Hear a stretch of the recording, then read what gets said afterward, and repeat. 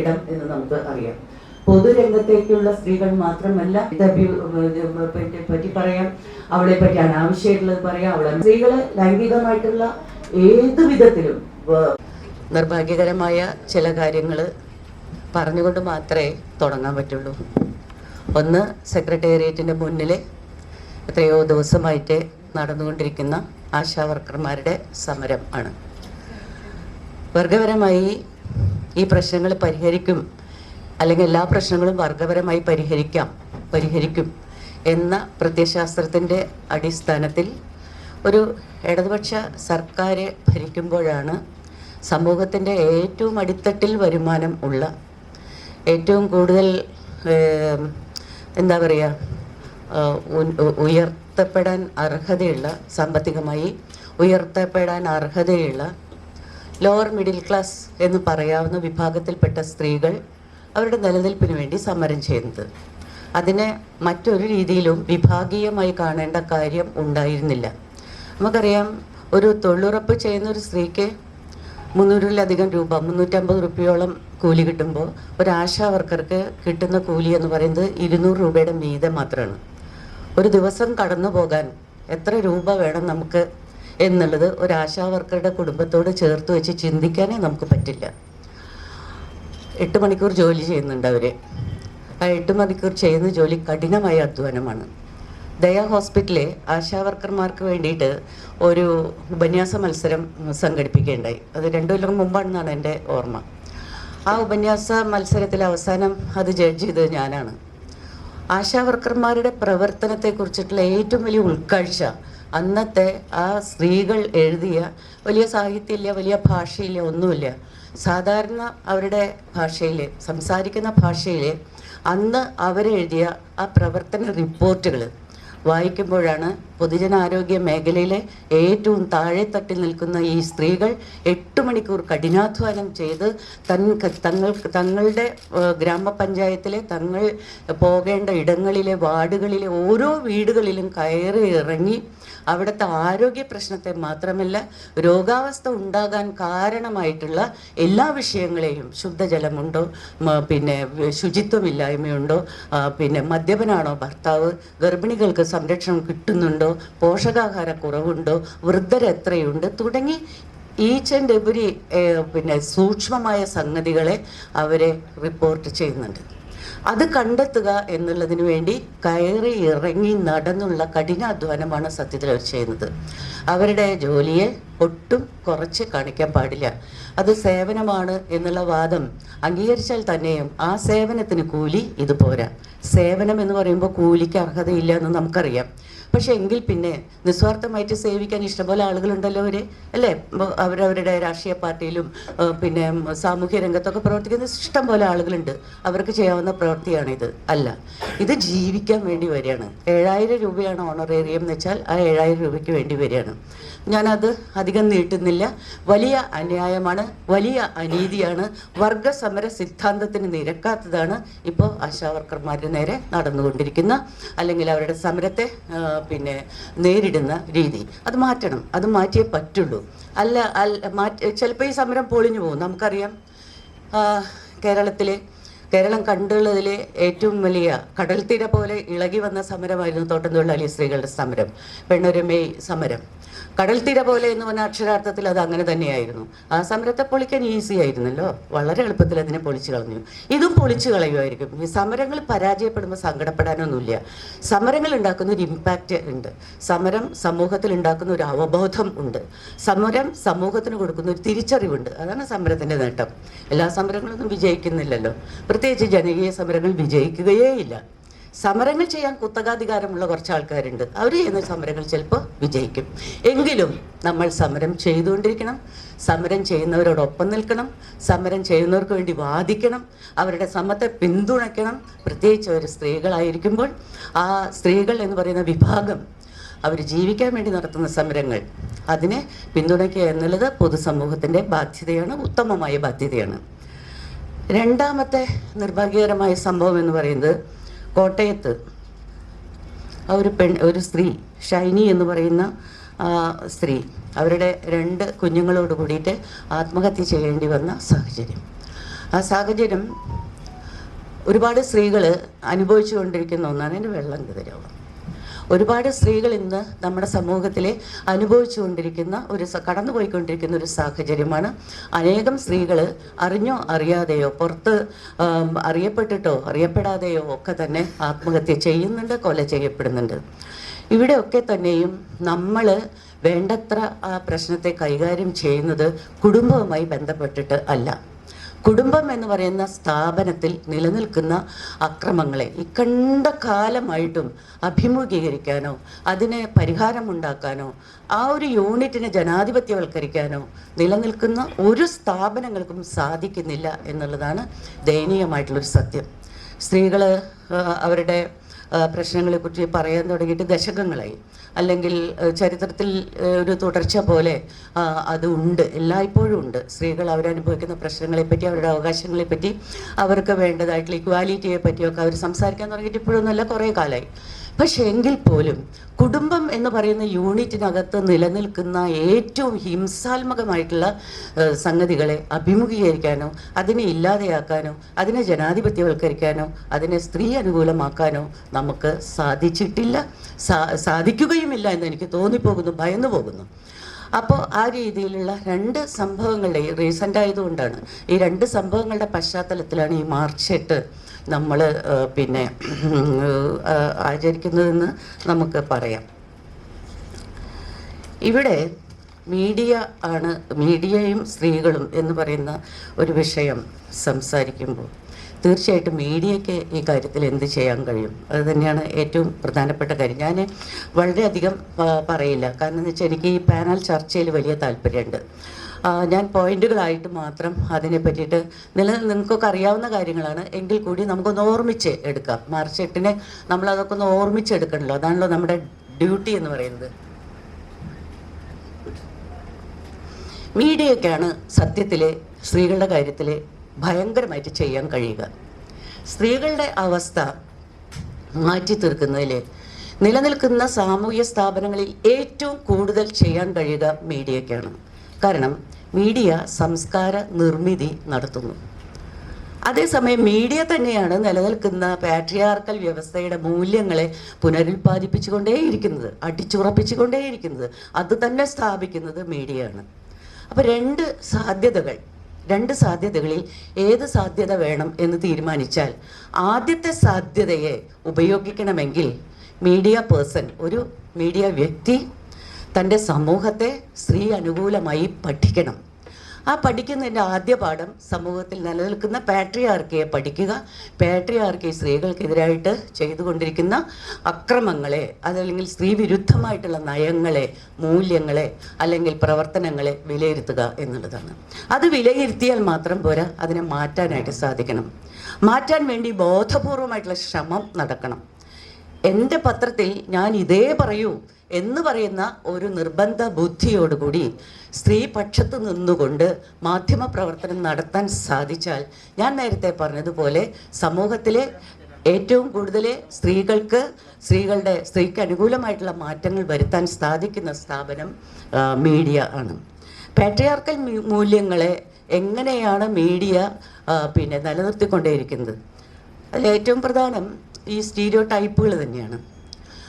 ഒന്നാമത് തന്നെ സ്ത്രീ ഒരു ലൈംഗിക ശരീരമായിട്ടാണ് മീഡിയയിൽ മിക്കവാറും പ്രത്യക്ഷപ്പെടുന്നത്. ബോധപൂർവം അതിനെ മാറ്റാൻ ശ്രമിച്ചാൽ പോലും മാറ്റാൻ കഴിയാത്ത വിധത്തിൽ സ്ത്രീ എന്നത് ഒരു ലൈംഗിക ശരീരം ആണ്. ഈ ലൈംഗിക ശരീരത്തെയാണ് മീഡിയ എല്ലായ്പ്പോഴും വളരെ എളുപ്പത്തിൽ കൈകാര്യം ചെയ്യുന്നത്. അപ്പോൾ നമുക്ക് സ്വപ്ന, സരിത, ആ രണ്ടുപേരെ തന്നെ എടുക്കാം.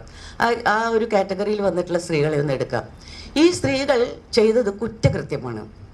കുറ്റകൃത്യത്തെക്കാൾ ആഘോഷിക്കപ്പെട്ടത് അവരുടെ ബോഡി ആണ്. സ്വപ്നയുടെയും സരിതയുടെയും പിന്നെ ഒരു സ്ത്രീയും കൂടി ഉണ്ടായിരുന്നു തോന്നുന്നു.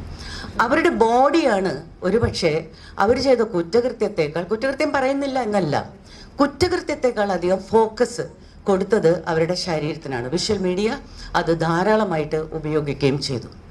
വാചകത്തിൽ, ഭാഷയിൽ, ആറ്റിറ്റ്യൂഡിൽ, ആശയത്തിൽ ഒക്കെ തന്നെ ഒരു ലൈംഗിക ശരീരത്തെ കൈകാര്യം ചെയ്യുക എന്നുള്ളതാണ് മീഡിയ ചെയ്തുകൊണ്ടിരുന്നതെന്ന് നമുക്ക് കാണാൻ സാധിക്കും. WCC പോലെയുള്ള സംഘടന ഉണ്ടായി വന്നപ്പോഴും നമുക്കറിയാം, അറിഞ്ഞോ അറിയാതെയോ, പക്ഷെ WCC സ്വപ്ന സരിത പോലെയല്ല, കുറെ കൂടി ഇൻ്റലക്ച്വൽ ആയിട്ടുള്ളൊരു മേഖലയിൽ മരുവുന്ന ആളുകൾ എന്നുള്ള രീതിയിൽ അവരെ തൊടാൻ കുറച്ച് പേടിക്കണം എന്നുള്ളത് കൊണ്ട് തന്നെ തുറന്ന അത്തരത്തിലുള്ള സംഗതികൾ ഉണ്ടായിട്ടില്ല. പക്ഷേ എല്ലായ്പ്പോഴും നമ്മൾ ശ്രദ്ധിക്കുന്ന ഒരു കാര്യം, മീഡിയ എങ്ങനെ ഒരു സ്ത്രീയുടെ വിഷയം കൈകാര്യം ചെയ്യുന്നു. ആ കൈകാര്യം ചെയ്യുന്നതിൽ അവരുടെ ശരീരത്തിന് കൊടുക്കുന്ന അമിതമായ പ്രാധാന്യം എന്തിലേക്ക് വിരൽ ചൂണ്ടുന്നു. അപ്പോൾ സ്ത്രീയെ ഒരു ലൈംഗിക ശരീരം എന്ന രീതിയിൽ പ്ലേസ് ചെയ്യുക എന്നുള്ളതിന് മാറ്റം വരുത്തണമെങ്കിൽ സ്ത്രീയെ സംബന്ധിച്ച വാർത്തകൾ അല്ലെങ്കിൽ സ്ത്രീയെ സംബന്ധിച്ചിട്ടുള്ള പ്രശ്നങ്ങൾ അത് കൈകാര്യം ചെയ്യുന്നതിന് ഒരു പുതിയ ഭാഷ തന്നെ ഉണ്ടാക്കി എടുക്കേണ്ടിയിരിക്കുന്നു. അത് മീഡിയ പേഴ്സൻ്റെ ഉത്തരവാദിത്വമാണ്. എങ്ങനെയാണ് പുതിയ ഭാഷ ഉണ്ടാക്കുക എന്നുള്ളത്. ഇന്ന പദങ്ങൾ നമ്മൾ പറയില്ല എന്ന് തീരുമാനിച്ചു കഴിഞ്ഞാൽ തന്നെ കുറേയധികം പ്രശ്നങ്ങൾ ഒഴിവാകും. ഒരു സ്ത്രീയെ ചിത്രീകരിക്കുമ്പോൾ ഉപയോഗിക്കുന്ന ഭാഷയിലേക്ക് വളരെയധികം ആഴത്തിൽ അന്വേഷണങ്ങൾ നടത്തേണ്ടതുണ്ട്. മാധ്യമങ്ങൾക്ക് അതിൻ്റെ വലിയ ഉത്തരവാദിത്വവും ഉണ്ട്. രണ്ടാമത്തെ നമുക്ക് നോക്കാം, സ്റ്റീരിയോ ടൈപ്പായിട്ടുള്ള സ്ത്രീകളെ ചിത്രീകരിക്കുന്ന. ഇപ്പോൾ വാർത്തകൾ വരുമ്പോൾ അമ്മ എന്ന് പറഞ്ഞാൽ ഉടനെ തന്നെ മാതൃത്വത്തിൻ്റെ, സ്നേഹത്തിൻ്റെ, വാത്സല്യത്തിൻ്റെ, ത്യാഗത്തിൻ്റെ, ക്ഷമയുടെ, കടമയുടെ ഒക്കെ മൂർത്തിഭാവമായിട്ടാണ് അമ്മ എന്ന് പറയുന്ന സ്ത്രീയെ ചിത്രീകരിക്കുന്നത്. ഒരമ്മ തെറ്റിപ്പോയാൽ, ഒരമ്മ കാമുകൻ്റെ കൂടെ ഒളിച്ചോടിപ്പോയാൽ ഉപയോഗിക്കുന്ന വാക്ക് ഒളിച്ചോടുക എന്നുള്ളതാണ്. എന്ത്, അമ്മ തീരുമാനമെടുത്ത് പോയതല്ലേ, അല്ലെങ്കിൽ ഒളിക്കണേ? തീരുമാനമെടുത്തൊരു അമ്മ പോയി, കാമുകൻ്റെ കൂടെയാണ് പോയത്, ശരി, കുട്ടികളൊക്കെ കൂടിയിട്ടിട്ട് പോയി, അമ്മയുടെ തീരുമാനമാണത്.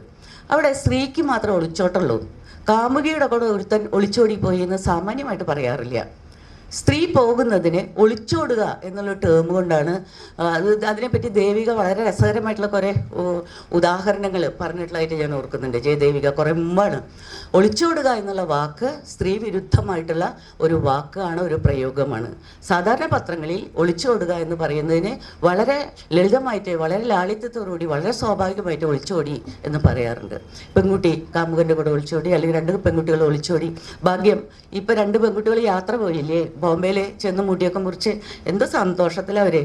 അപ്പോൾ ആ സന്തോഷത്തിന് എന്തായാലും ഒളിച്ചോടുക എന്ന് ഇതുവരെ പറഞ്ഞിട്ടില്ല.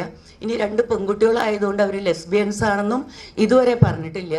അവർ സഞ്ചാരികളാണ് എന്ന് പറഞ്ഞു. അത്രയും അതെന്തൊരു സന്തോഷമാണ് ഉണ്ടാക്കണമെന്നറിയോ ആ വാർത്ത വായിക്കുമ്പോൾ.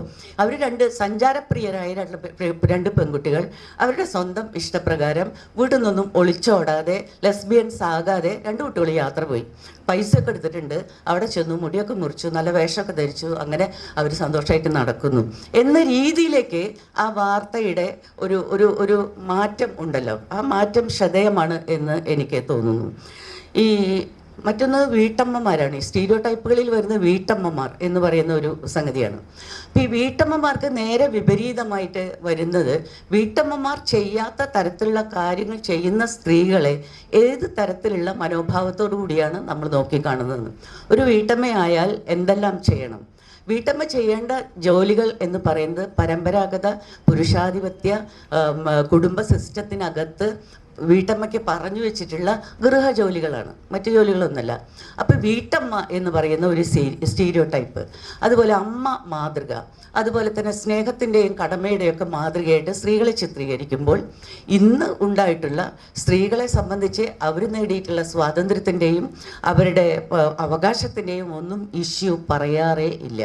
അമ്മയുടെ കടമയാണ് എന്ന് പറഞ്ഞാൽ പിന്നെ അമ്മയുടെ അവകാശത്തെ പറ്റി പറയേണ്ട ഒരു കാര്യമില്ല. അമ്മയുടെ ഇക്വാലിറ്റിയെ പറ്റി പറയേണ്ട കാര്യമില്ല.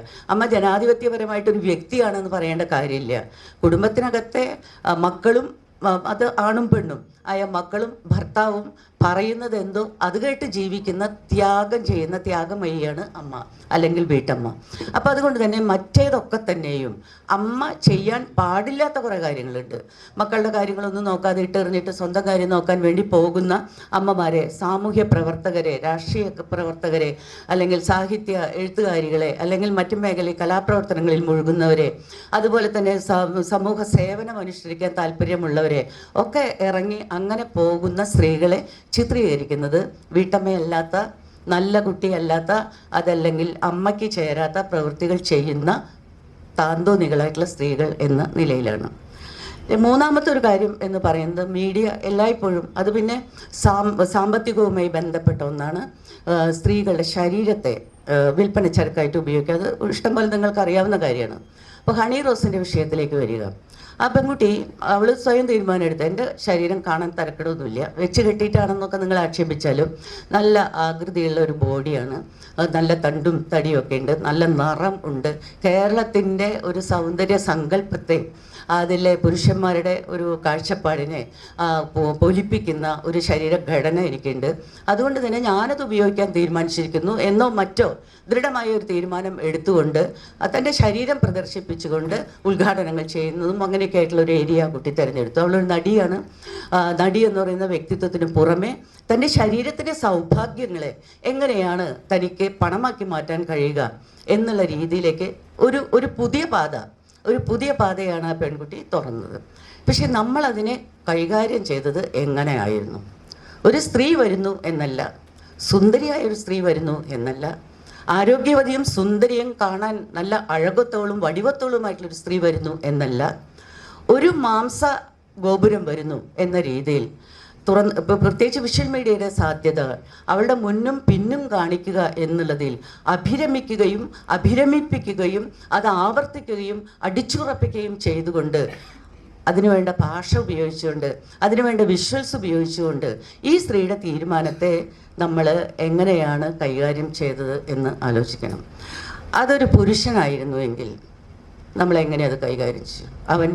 അവൻ്റെ സിക്സ് പാക്കും അവൻ്റെ മസിലും അവൻ്റെ സംഗതികളും ഒക്കെ തന്നെ ആരാധനാപൂർവ്വം നോക്കിക്കാണും ആണും പെണ്ണും, അല്ലേ? ബോഡി എന്ന് പറയുമ്പോൾ സ്ത്രീയുടെ ബോഡിയും പുരുഷൻ്റെ ബോഡിയും തുല്യം തന്നെയാണ്, ഒരു സംശയമില്ല. ബോഡി എന്ന് പറഞ്ഞാൽ ശക്തിയുടെ കാര്യത്തിലൊന്നല്ല കേട്ടോ, അത് പറയും വെക്കിട്ട് കയറാൻ വരരുത്. ശക്തിയുടെയോ അല്ലെങ്കിൽ അങ്ങനെയുള്ള കാര്യത്തിലല്ല. പുരുഷൻ്റേതായ ആകൃതിയൊത്ത പുരുഷനുണ്ടെങ്കിൽ, ഒരു സുന്ദര പുരുഷനുണ്ടെങ്കിൽ, ആ സുന്ദര പുരുഷന് കിട്ടുന്ന ആരാധനയും സമ്മതിയും അംഗീകാരവും ഒരു സുന്ദരി സ്ത്രീക്ക് കൊടുക്കുന്നുണ്ടോ അവളെ എങ്ങനെ കാണുന്നു? ഈ രണ്ട് ആറ്റിറ്റ്യൂഡ് സമൂഹത്തിൽ നിലനിൽക്കുന്നത്. ഇനി ഹണി റോസിലേക്ക് തന്നെ വീണ്ടും വരിക. ഹണി റോസ് ഒരു നിശ്ചിത സമയത്ത്, കൃത്യമായ ഒരു സമയത്ത് തൻ്റെ ഡിസിഷൻ മാറ്റുകയും വ്യക്തിത്വത്തോടു കൂടി തീരുമാനം എടുക്കുകയും ചെയ്തതോടുകൂടി ഹണി റോസിനോടുള്ള എല്ലാ സംഗതികളും പോയി. വ്യക്തിത്വത്തോട് കൂടിയിട്ട് അവൾ കേസ് കൊടുക്കുന്നു, അവൾ പറയുന്നു നിങ്ങളെ കൊടുക്കും എന്ന് പറയുന്നു. കൊടുക്കുന്നത് പേടിച്ചിട്ടൊന്നല്ല, അങ്ങനെയുള്ള ഒരു താല്പര്യമില്ല നമുക്ക്. പിന്നെ ഹണി റോസിനെ കൊണ്ടാടേണ്ട കാര്യമില്ല, കാരണം അവൾ വ്യക്തിത്വമുള്ളൊരു സ്ത്രീയാണ്. വ്യക്തിത്വമുള്ളൊരു സ്ത്രീയല്ല, ശരീരമുള്ള സ്ത്രീയാണ് ഞങ്ങൾക്ക് ആവശ്യം. ശരീരത്തിൻ്റെ ആഘോഷമാണ് ഞങ്ങൾ പിന്നെ വിഷ്വൽ മീഡിയയിലായാലും പത്രമാധ്യമങ്ങളിലായാലും ഒക്കെ ശരീരപ്രധാനിയായ ഹണി റോസിന് കൊടുക്കുന്ന പ്രാധാന്യം.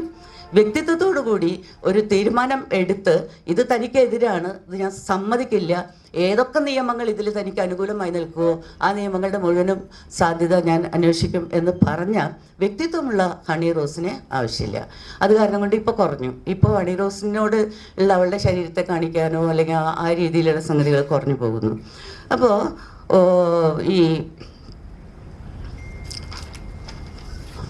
ശരീര കേന്ദ്രിതമായിട്ടുള്ള ഒരു മീഡിയ പ്രവർത്തനം സ്ത്രീകളെ ചിത്രീകരിക്കുമ്പോൾ അവരുടെ ശരീരത്തിന് കൊടുക്കുന്ന അമിത പ്രാധാന്യം പോലെ മറ്റൊന്ന് ഇമോഷണലായിട്ട് കാര്യങ്ങൾ അവതരിപ്പിക്കുക എന്നുള്ളതാണ്. പൊതുവായ പിന്നെ സ്ത്രീകളുടെ കാര്യങ്ങൾ പറയുമ്പോൾ അതിനെ ഭയങ്കരമായ വൈകാരികമായിട്ടുള്ളൊരു ഭാഷ ഉപയോഗിക്കുക, അതിനെ വലിയ ഇമോഷണലാക്കുക, അത് അവിടെയും ഒരു വ്യക്തിത്വ നഷ്ടം സ്ത്രീക്ക് സംഭവിക്കുന്നുണ്ട്.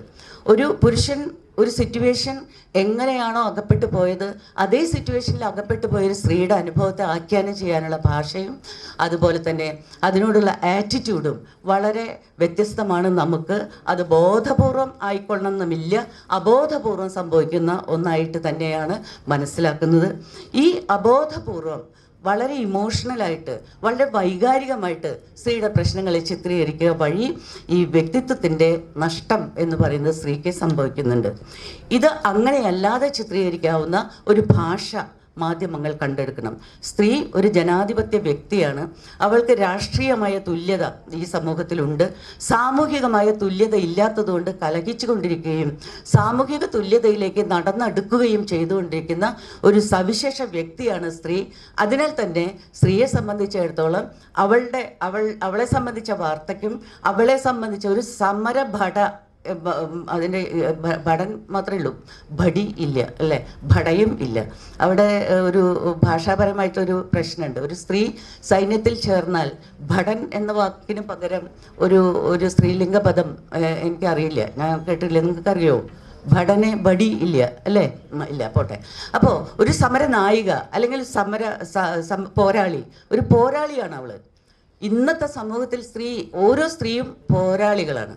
നിലനിൽക്കാൻ വേണ്ടി, തങ്ങളുടെ അവകാശങ്ങൾക്ക് വേണ്ടി, തങ്ങളുടെ രാഷ്ട്രീയ സാമൂഹികമായ തുല്യതയ്ക്ക് വേണ്ടി, ഭരണഘടന വാഗ്ദാനം ചെയ്യുന്ന ജനാധിപത്യപരമായ തുല്യതയ്ക്ക് വേണ്ടി പോരാടിക്കൊണ്ടിരിക്കുന്ന സ്ത്രീകളാണ് ഇന്നത്തെ സമൂഹത്തിലുള്ളത്.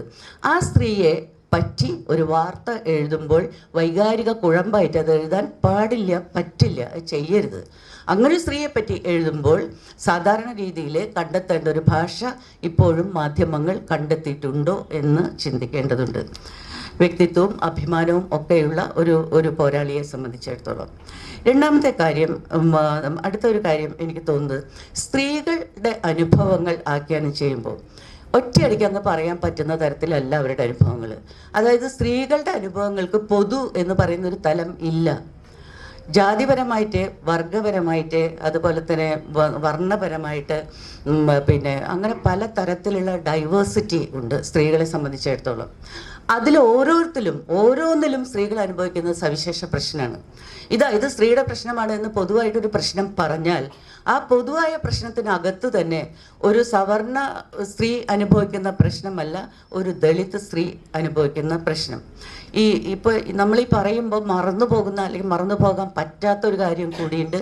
ഇതിനെ എല്ലാത്തിനെയും കൈകാര്യം ചെയ്യാൻ ഉള്ള ഒരു ലാംഗ്വേജ് നമ്മൾ കണ്ടെത്തിയാൽ പോലും അടുത്ത വളരെ വിഷമം പിടിച്ച ഒരു ഘട്ടം ട്രാൻസ്ജെൻഡേഴ്സിനെ കൂടി അവരുടെ നീതിയെക്കുറിച്ച് ചിന്തിച്ച്, നമുക്ക് ഭാഷയില്ല, അവരെ സൂചിപ്പിക്കാൻ മലയാളത്തിലൊരു പദം ഇല്ല എന്നാണ് എൻ്റെ അറിവ്. അവരെ സൂചിപ്പിക്കുന്ന ഒരു മലയാള പദം, നല്ലൊരു മലയാള പദം നമുക്കില്ല. കാരണം അത്രത്തോളം അവർ ചിത്രത്തിൽ ഇല്ലായിരുന്നു, അത്രത്തോളം അവർ സമൂഹത്തിൽ ഇല്ലായിരുന്നു, അല്ലെങ്കിൽ അവരുടെ ദൃശ്യത പോലും ഇല്ലായിരുന്നു. അവരുടെ ദൃശ്യതപ്പെടുകയും അവരും പോരാളികളായി തീരുകയും അവരുടെ അവകാശങ്ങൾക്ക് വേണ്ടി അവർ മുന്നോട്ട് വരികയും ചെയ്തപ്പോഴാണ് പൊതുസമൂഹം അമ്പരക്കുന്നത്. അവരെ സൂചിപ്പിക്കുക, എന്ത് വാക്കുകൊണ്ടാണ് സൂചിപ്പിക്കുക? ഒരു ഇംഗ്ലീഷ് വാക്ക് ഉപയോഗിക്കാം. ഏറ്റവും കുറേയധികം വാക്കുകൾ തിരഞ്ഞെടുത്താൽ അതൊക്കെ അവർക്ക് വിരുദ്ധമായിട്ടേ തീരുള്ളൂ. അവരെ പരിഹസിക്കുന്നതോ അവരുടെ അന്തസ്സ് കെടുത്തുന്നതോ മനുഷ്യാന്തസ്സ് കെടുത്തുന്നതായ ഒരു പദമായിട്ടേ അത് മാറുകയുള്ളൂ. ഒരു പദം പോലും ഇല്ല അവരെ സൂചിപ്പിക്കാൻ എന്നുള്ള ഇടത്താണ് സമൂഹത്തിലെ അവരുടെ പൊസിഷൻ എന്തായിരുന്നു എന്ന് നമ്മൾ ചിന്തിക്കേണ്ടി വരുന്നത്.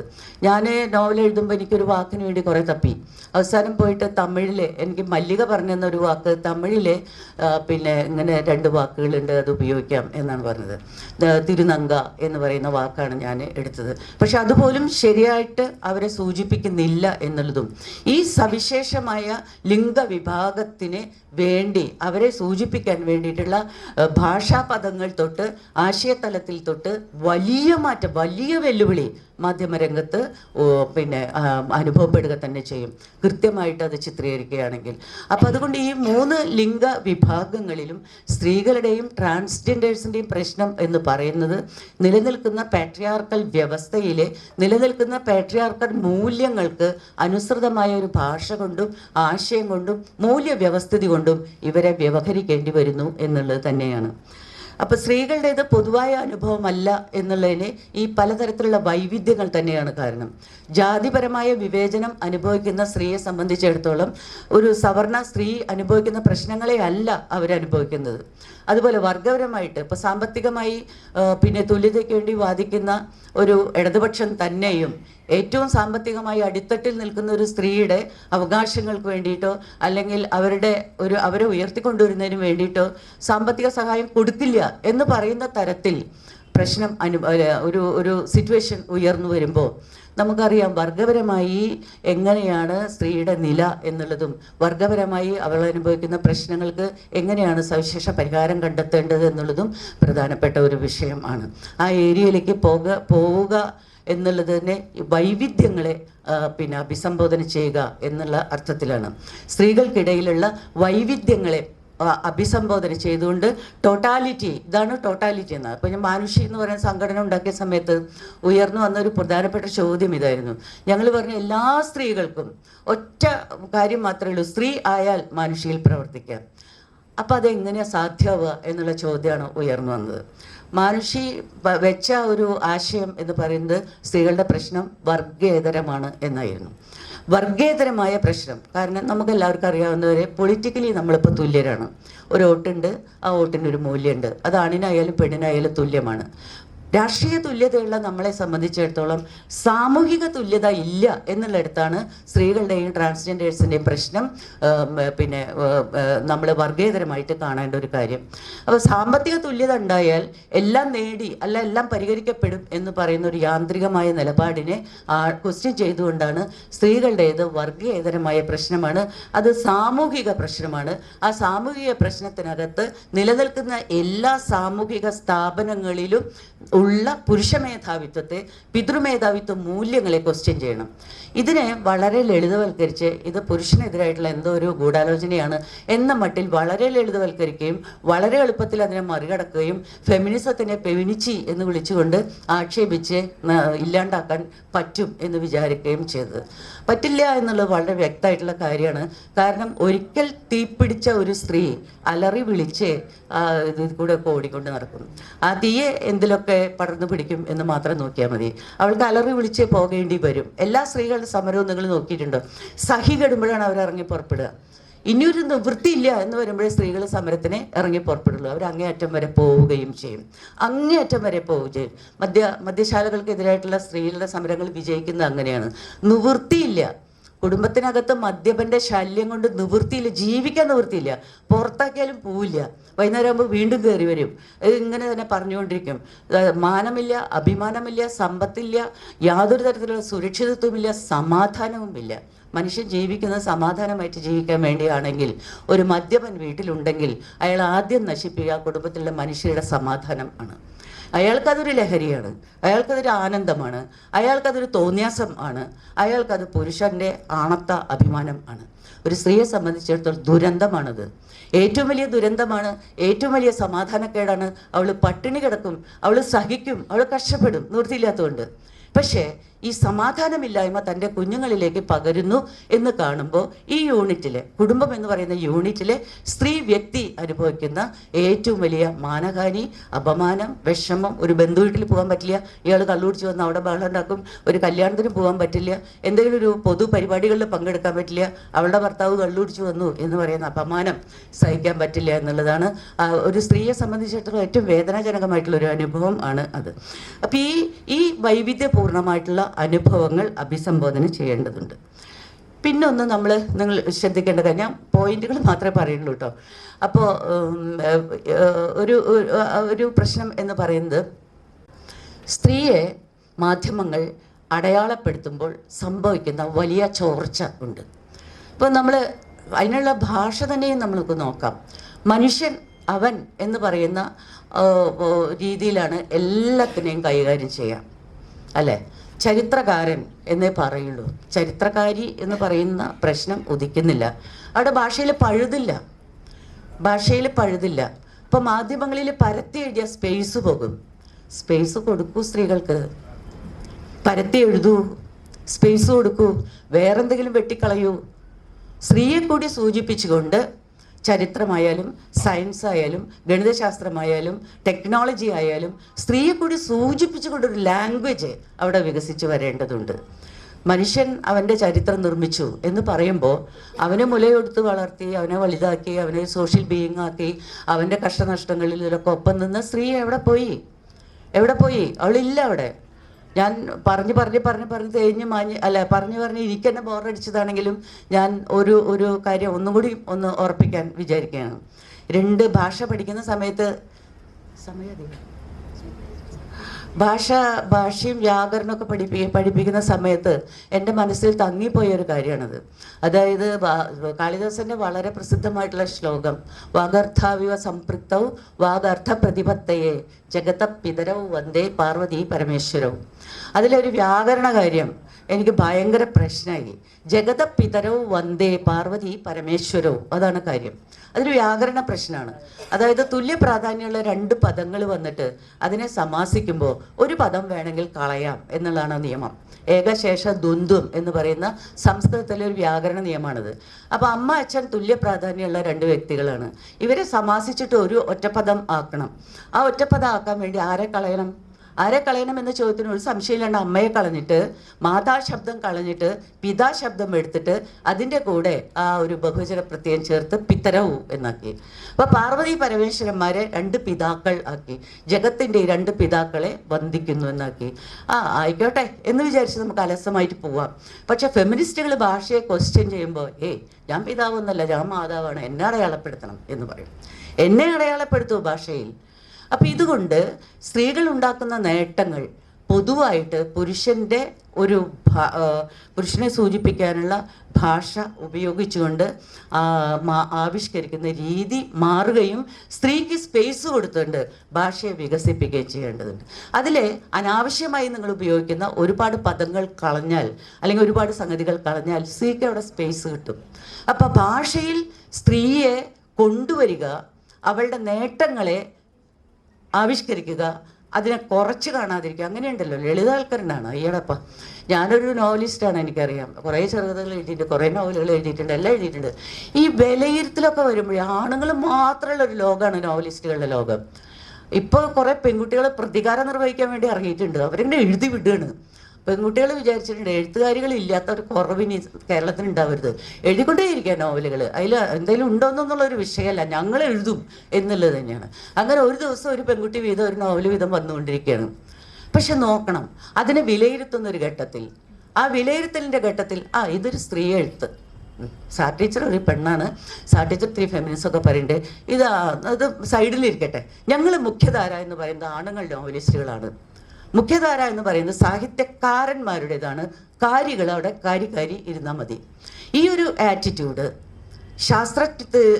എത്ര വലിയ ശാസ്ത്രജ്ഞയായാലും ശാസ്ത്രത്തിൻ്റെ നേട്ടങ്ങളെക്കുറിച്ച് പറയുമ്പോൾ ഉപയോഗിക്കുന്ന വാക്ക് ശാസ്ത്രജ്ഞൻ എന്ന് മാത്രമാണ്. ഒരു ശാസ്ത്രജ്ഞ എന്നോ ദർശനങ്ങളുടെ കാര്യത്തിൽ അതിനേക്കാൾ അപ്പുറത്താണ്.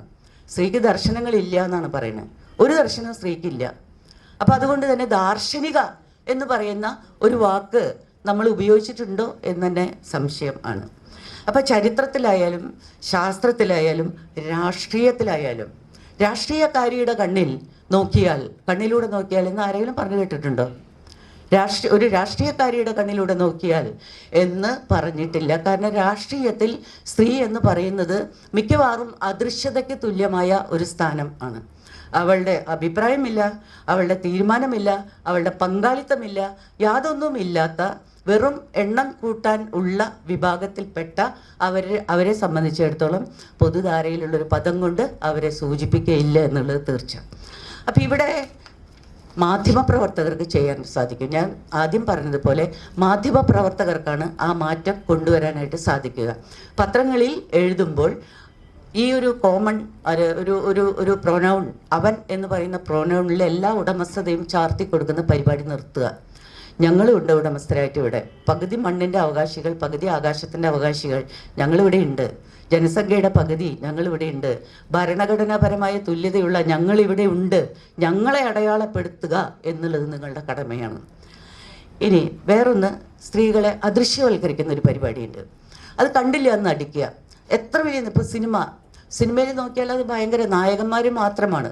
നായകന്മാരുടെ പേരിലാണ് സിനിമ നിലനിൽക്കുന്നതെന്ന് പോലുമാണ് പറയുന്നത്. എത്ര സമർത്ഥയായ പ്രതിഭാശാലിയായ നായികയായാൽ പോലും അതൊരു നായിക മാത്രമാണ്, അതൊരു സ്ത്രീ മാത്രമാണ്. ആ സ്ത്രീയെ എങ്ങനെയൊക്കെ പറയാതിരിക്കാമോ, അത് എല്ലാ മേഖലകളിലും അങ്ങനെയാണ്. സ്ത്രീകളുടെ നേട്ടങ്ങളെ എങ്ങനെയൊക്കെ പറയാതിരിക്കാമോ എന്നുള്ള ശ്രമം, അത് മാധ്യമങ്ങളെ സംബന്ധിച്ചിടത്തോളം ഒരുപക്ഷെ എനിക്ക് തോന്നുന്നു അതിനൊരു പൊളിറ്റിക്സ് ഉണ്ട് തോന്നുന്നു. ഇതിനെ ഹൈലൈറ്റ് ചെയ്യേണ്ട കാര്യങ്ങൾ ഏത് എന്നുള്ളതിനെ പറ്റിയിട്ടുള്ളൊരു പൊളിറ്റിക്സിൻ്റെ അടിസ്ഥാനത്തിലാണ് അത് ഡീൽ ചെയ്യുന്നതെന്ന് എനിക്ക് തോന്നുന്നുണ്ട്. അത് വളരെ സ്ത്രീവിരുദ്ധമായ ഒരു സംഗതിയാണ്. വളരെ ബയാസ്ഡ് ആയിട്ടുള്ള ഈ ലാംഗ്വേജിൻ്റെ ഉപയോഗം, ആ ഉപയോഗം ഇല്ലാതെയാക്കാനായിട്ട് സ്ത്രീകൾക്ക് സാധിക്കും, മാധ്യമങ്ങൾക്ക് സാധിക്കും. ഇപ്പോൾ നമ്മൾ ഈ നേരത്തെ ഒളിച്ചോടി എന്ന് പറയുന്ന പദം പറയുന്ന പോലെ എപ്പോഴും പറയണത് തന്തയില്ലായ്മ തരം കാണിക്കരുത്. ആണത്തത്തോടുകൂടി പെരുമാറണം. ജാരൻ, ഇങ്ങനെയൊക്കെയുള്ള വാക്കുകൾ നേരെ പോകുന്ന സ്ത്രീകളിലേക്കാണ്, സ്ത്രീകളെ ആക്ഷേപിക്കാൻ വേണ്ടിയാണ്. ജാരൻ എന്ന് പറഞ്ഞാൽ എനിക്കറിയാം, ഒളിവിൽ ചെന്ന് ഒരു സ്ത്രീയെ പ്രാപിക്കുന്ന ഒരാളാണ്. അതേപോലെ ഒരു സ്ത്രീ ഒളിവിൽ ചെന്ന് ഒരു പുരുഷനെ പ്രാപിച്ചാൽ അത് സൂചിപ്പിക്കാൻ ഒരു വാക്ക് ഇല്ല. അപ്പം ജാരൻ ജാരൻ എന്ന് പ്രയോഗിച്ചുകൊണ്ടിരിക്കുമ്പോൾ അത് സ്ത്രീവിരുദ്ധമായൊരു പദമാണ് എന്ന് തിരിച്ചറിയുകയും ആ പദത്തെ എങ്ങനെയാണ് കൈകാര്യം ചെയ്യേണ്ടതെന്ന് ഒരു പൊളിറ്റിക്കൽ തീരുമാനം എടുക്കുകയും വേണ്ടി വരും. അതുപോലെ തന്നെയാണ് ആണത്തം എന്ന് പറയുന്നത്. അവ ആൺകുട്ടിയാണ് എന്ന് പറയും, അവൾ പെൺകുട്ടിയാണ് എന്ന് പറഞ്ഞുകൊണ്ട് ഒരു തരത്തിലും നമ്മൾ അതിനെ കൈകാര്യം ചെയ്യാറില്ല. ആണത്തത്തെക്കുറിച്ചിട്ടുള്ള നിർവചനങ്ങളിലെ ശരീരശേഷി ആണ് മുഖ്യമായിട്ട് കടന്നു വരുന്നത്. ശരീരശേഷി, ഡിസിഷൻ മേക്കിങ്ങിനുള്ള പ്രാപ്തി, അതുപോലെ തന്നെ ഇടപെടലുകൾ നടത്താനുള്ള ശേഷി, കാര്യങ്ങൾ തീരുമാനിക്കാനുള്ള ശേഷി, ഇതിൻ്റെ ഒന്നിൻ്റെയും ഒരു അഭാവം സ്ത്രീകൾക്ക് ഇല്ല. ശാരീരികമായിട്ട് വ്യത്യസ്തതകൾ മാത്രമാണുള്ളത്, അതല്ലാതെ ശേഷിയുടെയും ശേഷി കുറവിൻ്റെയും പ്രശ്നമില്ല എന്ന് നമുക്കറിയാം. വ്യത്യസ്തതയാണ് സ്ത്രീക്കുള്ള വ്യത്യസ്തത, പുരുഷന് ആർജിക്കാൻ കഴിയുന്ന ഒന്ന് അല്ല താനും. അതുപോലെ തന്നെ സ്ത്രീയെക്കുറിച്ചിട്ടുള്ള വാർത്തകളിലെ കലർത്തുന്ന സെൻസേഷണലായിട്ടുള്ള കാര്യങ്ങൾ, അതിനെ കട്ട് ഷോട്ട് ചെയ്യാനായിട്ട് മാധ്യമപ്രവർത്തകർക്ക് സാധിക്കണം. എപ്പോഴും അത് ഗോസിപ്പുകൾക്ക് പ്രാധാന്യം നൽകുന്നു, അതല്ലെങ്കിൽ പെൺകുട്ടികളെ ചിത്രീകരിക്കുമ്പോൾ വൈകാരികമായൊരു തലത്തിൽ അത് ചിത്രീകരിക്കുന്നു. ഇതൊക്കെ തന്നെ സ്ത്രീയുടെ അനുഭവങ്ങളെ ആവിഷ്കരിക്കുമ്പോൾ അതിനോടൊരു ലളിതവൽക്കരണം സംഭവിക്കുന്നുണ്ട്. വളരെ ഷാർപ്പായ ഒരു അനുഭവം പോലും വളരെ ലളിതവൽക്കരിച്ച് അതിനെപ്പറ്റി ഒരിക്കൽ കൂടി ദേവികയുടെ വാക്കുകൾ ഞാൻ ഓർക്കുകയാണ്. ദേവിക ഒരിക്കൽ റേപ്പ് എന്ന് പറയുന്നതിന് ബലാത്സംഗം എന്ന് പറയുന്ന വിവർത്തനം ശരിയല്ല എന്ന് പറയുന്നുണ്ട്. ബലാത്സംഗത്തിൽ ഒരു സംഘം ഉണ്ട്, റേപ്പിൽ അത് ഇല്ല. റേപ്പ് വളരെ ക്രൂരമായ ഒരു ശരീരത്തിൻ്റെ മേലുള്ള, വ്യക്തിത്വത്തിൻ്റെ മേലുള്ള, മനസ്സിൻ്റെ മേലുള്ള കടന്ന ആക്രമണമാണ്. അത് ആക്രമണം ആണ്, സംഘം അല്ല. അതിനാൽ ബലാത്സംഗം എന്ന് പറയുന്ന വാക്ക് റേപ്പിന് തത്തുല്യമായിട്ടുള്ളൊരു വാക്ക് കണ്ടെത്താനായിട്ട് ശ്രമിക്കേണ്ടതുണ്ട്. മാധ്യമപ്രവർത്തകർ ബലാത്സംഗം എന്ന് പറയുമ്പോൾ ആ വാക്ക് തന്നെയും സ്ത്രീ വിരുദ്ധമായിട്ട് അല്ലെങ്കിൽ ഇരയെ തന്നെ വീണ്ടും കുറ്റപ്പെടുത്തുന്ന രീതിയിൽ. ഞാൻ ഓർക്കുകയാണ്, മേത്തിൽ രാധാകൃഷ്ണൻ്റെ ഒരു കഥ, ആ കഥയ്ക്ക് ഞാനൊരു ബദൽ കഥ എഴുതുണ്ടായി. ഉടലൊരു ചൂഴ്നില എന്ന് പറയുന്നൊരു കഥ അദ്ദേഹം എഴുതി. ആ കഥ എഴുതിയപ്പോൾ ഒരു സാഹിത്യത്തിൻ്റെ ഒരു മണ്ഡലത്തിൽ വെച്ചിട്ട് അതിൻ്റെ മൂല്യമൊന്നുമല്ല ഞാൻ പറയുന്നത്, അതിലൊക്കെ വിഷയം റേപ്പായിരുന്നു. ഒരു സോപ്പ് വെക്കുന്ന ഒരു പെൺകുട്ടി കയറി ചെന്ന ഒരിടത്തിൽ അനുകൂലമായൊരു സാഹചര്യം ഉണ്ടായിരുന്നു. അപ്പോൾ അവൾ റേപ്പ് ചെയ്യപ്പെട്ടു. ആ റേപ്പ് ചെയ്യപ്പെട്ടതിനെ കുറിച്ചിട്ട് എഴുത്തുകാരൻ്റെ ഒരു മനോഭാവം എന്ന് ഞാൻ പറയില്ല, അത് നമുക്കറിയാൻ പറ്റില്ല, അത് ഇറ്റ് ഡിപ്പെൻസ്. ബലാത്സംഗത്തിൻ്റെ അവസാനത്തെ നിമിഷത്തിൽ താൻ ആ ഒരു കൃത്യത്തിൽ പങ്കുചേരുന്നുണ്ടോ എന്നൊരു തോന്നൽ പെൺകുട്ടിക്കുണ്ടായി എന്നാണ് ഒരു എഴുത്ത്. അപ്പോൾ അവിടെ നമുക്കറിയാം, റേപ്പ് ചെയ്യപ്പെടുക എന്ന് പറയുന്ന ആക്രമണത്തെ ഏറ്റവും ലളിതവൽക്കരിക്കാനും അതിനെ ഒരു പെൺകുട്ടിയുടെ കൂടി സമ്മതത്തോടു കൂടി നടക്കുന്ന അവസാന നിമിഷത്തിലൊരു പ്രക്രിയയാക്കി മാറ്റാനും ഉള്ള ഒരു സംഗതി, അത് സമൂഹത്തിൽ നിലനിൽക്കുന്ന പാട്രിയാർക്കി തന്നിട്ടുള്ള മൂല്യബോധത്തിൽ നിന്ന് ഉരുത്തിരിഞ്ഞു വന്ന ഒന്നാണ്. അതിനാണ് ഈ ഉടൽ എന്നെ ചൂഴുമ്പോൾ എന്ന് പറഞ്ഞുകൊണ്ട് ഞാനൊരു ബദൽ കഥ എഴുതുണ്ടായത്. ഈ ലൈംഗിക കുറ്റകൃത്യങ്ങളെ, ദേവികയുടെ തന്നെ വേറൊരു വാക്കുണ്ട്, പൂവാലശല്യം. ബസ്സിലൊക്കെ പൂവാലശല്യമുണ്ട് എന്ന് പറയുമ്പോൾ ലൈംഗിക കുറ്റകൃത്യം എന്ന് പറയേണ്ടിടത്ത് പൂവാലൻ എന്ന് പറഞ്ഞുകൊണ്ട് അതിനെ ലഘൂകരിക്കുകയാണ് ചെയ്തത് എന്ന ഒരു സംഗതി വരുന്നുണ്ട്. അവൻ തോണ്ടി, അവൻ പിടിച്ചു, അതല്ലെങ്കിൽ അവൻ കളിയാക്കി എന്ന് പറയുന്ന സംഗതികളെ വെറും പൂവാലശല്യമാക്കി മാറ്റുന്ന ഭാഷാപ്രയോഗം, ഒരു കിളിശല്യമാക്കി മാറ്റുന്ന ഭാഷാപ്രയോഗം, ഈ ഭാഷാപ്രയോഗങ്ങളെ ബോധപൂർവം തന്നെ ഒന്നുകിൽ തിരസ്കരിക്കുകയോ അല്ലെങ്കിൽ പകരം വളരെ കൃത്യമായി ആ ലൈംഗിക ആക്രമണത്തെ സൂചിപ്പിക്കാനുള്ള ഒരു പുതുപദ സൃഷ്ടി നടത്തുകയോ ചെയ്യാൻ മാധ്യമങ്ങൾക്ക് സാധിക്കണം. ഈ സൈബർ ആക്രമണങ്ങളിലെ ഒരു മുമ്പില്ലാത്ത വിധത്തിൽ ഏറ്റവും കൂടുതൽ ആക്രമിക്കപ്പെടുന്നത് സ്ത്രീകളാണ്. ആ സ്ത്രീകളെ ലൈംഗികമായിട്ടുള്ള ഏതു വിധത്തിലും ആക്രമിക്കാൻ കഴിയുന്ന സർവതന്ത്ര സ്വതന്ത്രമായ ഒരു ഇടമാണ് സൈബർ ഇടം എന്ന് നമുക്ക് അറിയാം. പൊതുരംഗത്തേക്കുള്ള സ്ത്രീകൾ മാത്രമല്ല, ഏത് ഒരു പെൺകുട്ടിയും അവിടെ വലിയ അറ്റാക്കിന് വിധേയം ആകുന്നുണ്ട്. അവളെ ചീത്ത പറയാം, അവളെ തെറി പറയാം, അവളുടെ ശരീരത്തെ പറ്റി പറയാം, അവളെ പറ്റി അനാവശ്യമായിട്ടുള്ളത് പറയാം, അവളെ മോർഫ് ചെയ്തിട്ട് അവളെ അവതരിപ്പിക്കാം. അങ്ങനെ തുടങ്ങി പെൺകുട്ടികൾ നേരിടുന്ന ലൈംഗിക ആക്രമണം, ആ ലൈംഗിക ആക്രമണത്തെ ചെറുക്കാനോ തടയാനോ സാധിക്കുന്നില്ല, ഒരു മാധ്യമത്തിനും സാധിക്കുന്നില്ല എന്നുള്ളതാണ്. ഒരു മാധ്യമവും ഒരു പക്ഷേ അതിനെ സമർത്ഥമായിട്ട് കൈകാര്യം ചെയ്തതായിട്ട് നമുക്ക് മനസ്സിലാക്കാനും സാധിക്കുന്നില്ല.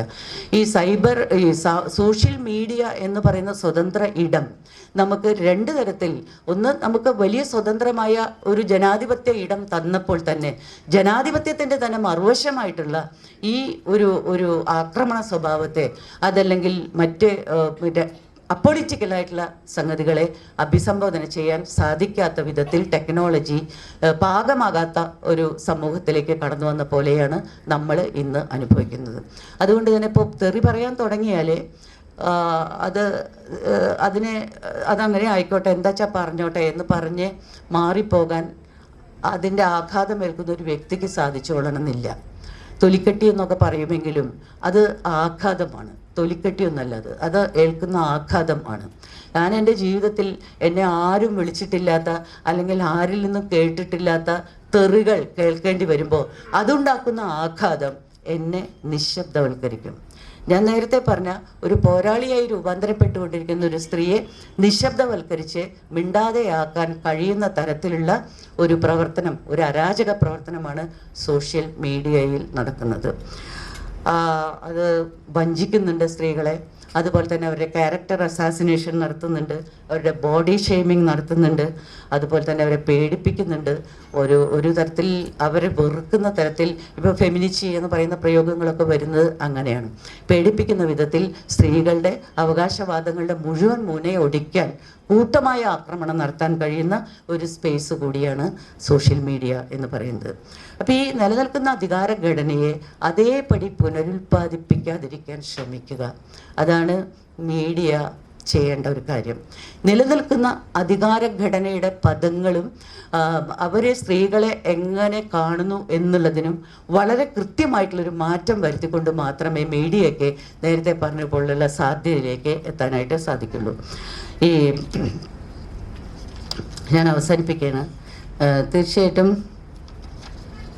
കുറേയധികമുണ്ട് പറയാനാണെങ്കിൽ കുറേയധികമുണ്ട്, ഞാൻ നിർത്തണം കേട്ടോ. നമുക്ക് വേണ്ടതൊരു ഫെമിനിസ്റ്റ് മീഡിയ ആണ് എന്ന് ഞാൻ വിചാരിക്കുന്നു. സ്ത്രീകൾക്ക് വേണ്ടി സ്ത്രീകളാൽ ആവിഷ്കരിക്കപ്പെടുന്ന സ്ത്രീകളുടെ മാധ്യമം, അതിന് പൊതുധാരയിൽ ഇടമില്ലെന്നല്ല, നിങ്ങളുടെ കൂടെ തന്നെ സമാന്തരമായിട്ട് ഒരു ഫെമിനിസ്റ്റ് മീഡിയ കൂടി സഞ്ചരിക്കുന്ന ഒരു ലോകം ഉണ്ടായി വരണം. കാരണം സ്ത്രീകളുടെ കാഴ്ചപ്പാട് എന്താണെന്നോ, സ്ത്രീകളുടെ അഭിപ്രായം എന്താണെന്നോ, സ്ത്രീകൾ ഒരു സംഗതിയെ കാണുന്നത് എങ്ങനെയാണെന്നോ, സ്ത്രീകൾ സ്ത്രീയെയും പുരുഷനെയും ചിത്രീകരിക്കുന്നത് എങ്ങനെയാണെന്നോ നമ്മൾ അണവെയറാണ്, നമുക്കറിയില്ല ഇപ്പോൾ. കാരണം ഈ മുഖ്യധാര പോകുന്ന പോക്കിൽ അവരുടെ രീതിയിൽ പോകാനേ അവർക്ക് പറ്റുള്ളൂ. അത് എനിക്ക് തോന്നുന്നു പത്രപ്രവർത്തകർ എന്ന രീതിയിലുള്ള സ്വാനുഭവങ്ങൾ വിവരിക്കുമ്പോൾ അവർ പറയുമായിരിക്കും. ഈ ഒരു ഫെമിനിസ്റ്റ് മീഡിയ എന്ന് പറയുന്ന ആശയത്തിന് ഒരു ഒരു ഒരു മുഖ്യധാര മീഡിയത്തിൽ തുല്യമായ സമാന്തരമായ ഒരു സ്ഥാനം ഉണ്ടാകണം. അപ്പോൾ മാത്രമാണ് മീഡിയയ്ക്ക്, ഞാൻ നേരത്തെ പറഞ്ഞതുപോലെ, സമൂഹത്തിലെ ഒരു സ്ഥാപനത്തിനും സാധിക്കാത്ത വിധത്തിൽ ഒരു സംസ്കാര നിർമ്മിതി നടത്താൻ സാധിക്കുള്ളൂ. അല്ലെങ്കിൽ നിലനിൽക്കുന്ന പാട്രിയാർക്കൽ സംസ്കാരത്തെ പുനരുൽപ്പാദിപ്പിച്ച് ഉറപ്പിക്കുന്ന ഏജന്റുമാരായിട്ട് മീഡിയയും പ്രവർത്തിച്ചുകൊണ്ടേയിരിക്കും. എന്തന്നെയുമല്ല, സ്ത്രീ വിരുദ്ധമായിട്ട് പ്രവർത്തിക്കാനും അവർക്ക് സാധിക്കും. അപ്പോൾ അതിന് ആദ്യം വേണ്ടത് എന്താണ് ഫെമിനിസം എന്നുള്ളതിനെ കുറിച്ചിട്ടും എന്താണ് സ്ത്രീകൾ അനുഭവിക്കുന്ന പ്രശ്നങ്ങൾ എന്നതിനെ കുറിച്ചിട്ടുള്ള വളരെ സൂക്ഷ്മമായിട്ടുള്ള അറിവ് ആണ്. ആ അറിവ് ഉണ്ടെങ്കിൽ മാത്രമേ, പൊളിറ്റിക്കലി അങ്ങനെ തയ്യാറായാൽ മാത്രമേ ആ രീതിയിലുള്ള നിലപാടുകൾ എടുക്കാനും അങ്ങനെ പ്രവർത്തിക്കാനുമായിട്ട് സാധിക്കുള്ളൂ. ഞാൻ അവസാനിപ്പിക്കുകയാണ്. മാധ്യമരംഗത്ത് പ്രവർത്തിക്കുന്ന പെൺകുട്ടികൾ അനുഭവിക്കുന്ന നിരവധി പ്രശ്നങ്ങൾ കൂടി അഭിസംബോധന ചെയ്യാൻ ഈ ഫെമിനിസ്റ്റ് മീഡിയയ്ക്ക് സാധിക്കും. തന്നെയുമല്ല, ഇന്ന് മാർച്ച് 8 ആണ്. ഈ മാർച്ച് 8-ന് പിന്നെ നമ്മൾ ഒരു ദിവസത്തെ ആഘോഷം എന്നൊക്കെ പറയില്ലേ, അതത്ര ചുരുക്കി കാണുമൊന്നും വേണ്ട. മാർച്ച് 8-ന് അടിച്ചു പൊളിച്ച് തെരുവിലിറങ്ങി വീട്ടമ്മമാരും വീട്ടമ്മ എന്നുള്ള പദം ഞാൻ ഉപയോഗിക്കുന്നില്ല, അമ്മമാരും കുട്ടികളും സ്ത്രീകളും അങ്ങനെ മാർച്ച് 8 തെരുവുകളിലെ ആഘോഷമാക്കി മാറ്റാനുള്ള ഒരു ദിനമായിട്ട്, ഒരു കാർണിവൽ പോലെ ആക്കാനുള്ള ഒരു ദിനമായിട്ട് മാറണം. ട്രാൻസ്ജെൻഡേഴ്സിൻ്റെയും സ്ത്രീകളുടെയും അതുപോലെ തന്നെ സമൂഹത്തിലെ എല്ലാ വിഭാഗത്തിലുള്ള സ്ത്രീകളുടെയും ഒരു വരവ്, തെരുവിലേക്കുള്ള ഒരു ഇറങ്ങൽ, ആ ഒരു തെരുവ് പൂക്കുന്ന ഒരു ദിനമാക്കിയിട്ട് മാർച്ച് 8-നെ മാറ്റാനായിട്ട് നമുക്ക് സാധിക്കണം. സ്ത്രീകളുടെ ദൃശ്യതയും സ്ത്രീകളുടെ സാധ്യതയും സ്ത്രീകളുടെ കലകളും കഴിവുകളും അവരുടെ പാചകവും എല്ലാം കൊണ്ട് സമ്പന്നമായ ഒരു ദിനമാക്കി അതിനെ മാറ്റി ആഘോഷിക്കാൻ നമുക്ക് കഴിയണം. നമ്മൾ പൂരം, പെരുന്നാൾ, ഓണം അങ്ങനെയുള്ള സാധനങ്ങളൊക്കെ ആഘോഷിക്കാറുണ്ടല്ലോ. മാർച്ച് 8 നമുക്ക് അങ്ങനെ ആഘോഷിക്കുക തന്നെ വേണം. സങ്കടങ്ങളും ദുരിതങ്ങളും, ഇതാ ഞാൻ റേപ്പ് ചെയ്തപ്പെട്ടേ, ഇതേ എന്നെ കൊന്നേ, അല്ലെങ്കിൽ ഇതേ എന്നെ പീഡിപ്പിച്ചേ. പീഡനം എന്ന് പറയുന്ന വാക്കൊക്കെ കേൾക്കുമ്പോൾ തന്നെ അത് ഏതർത്ഥത്തിൽ പ്രയോഗിക്കുന്നു എന്നുള്ളത് വളരെ വിഷമത്തോടു കൂടിയാണ് പലപ്പോഴും ഞാൻ പത്രമാധ്യമങ്ങളിൽ വായിക്കാറുള്ളത്. അപ്പം അതിനാൽ മാർച്ച് 8-നെ സ്ത്രീകളുടെ ഒരു വലിയ വൻ ആഘോഷമാക്കി മാറ്റാനും അവരുടെ ദൃശ്യത, പൊളിറ്റിക്കലി കറക്റ്റായിട്ടുള്ള ഒരു ദൃശ്യത സ്ഥാപിച്ചെടുക്കാനും സാധിക്കട്ടെ എന്ന് ആശംസിച്ചുകൊണ്ട് നിർത്തുന്നു. പാകമാകാത്ത ഒരു സമൂഹത്തിൽ മാധ്യമവും ഒരു പക്ഷേ അതിനെ സമർത്ഥമായി ആ കഥ എഴുതിയപ്പോൾ ഒരു സാഹിത്യത്തിന്റെ ഒരു മണ്ഡലത്തിൽ വെച്ചിട്ട് അതിനെ മുതിർന്ന അവസാന നിമിഷത്തിൽ ഒരു പ്രക്രിയയാക്കി മാറ്റാനും ഉള്ള ഒരു ബലാത്സംഗത്തിന്റെ അവസാനത്തെ നിമിഷത്തിൽ ഉണ്ടായിരുന്നു. അപ്പൊ അവള് റേപ്പ് ചെയ്യപ്പെട്ടു. ആ റേപ്പ് ചെയ്തുള്ള മൂല്യബോധത്തിൽ നിന്ന് ഉരുത്തിരിഞ്ഞു വന്ന ഒന്നാണ്. അതിനാണ് ഒരു ആക്രമണ സ്വഭാവത്തെ അതല്ലെങ്കിൽ